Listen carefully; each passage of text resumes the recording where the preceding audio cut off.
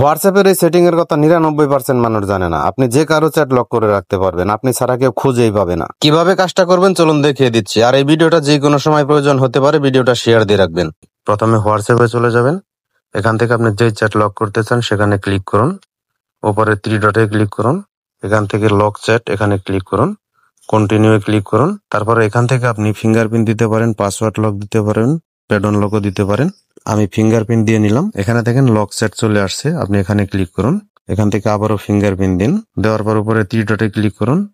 Chat lock setting এ click করুন। এখান থেকে আপনি হাইড লক চ্যাট এটা অন করে দিন। ইউজ মাই সিক্রেট কোড এখানে ক্লিক করুন। এখান থেকে আপনি যে কোনো 4টা কোড দিতে পারবেন, সেটা যে কোনো কোড হতে পারে। 4টা হ্যাশ দিয়ে নিচ্ছি, দিয়ে ডানে ক্লিক করে দিলাম।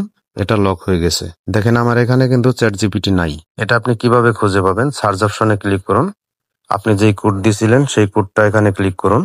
লক চ্যাট চলে আসছে, এখানে ক্লিক করলেই দেখতে পাবেন এই যে চ্যাট জিপিটি।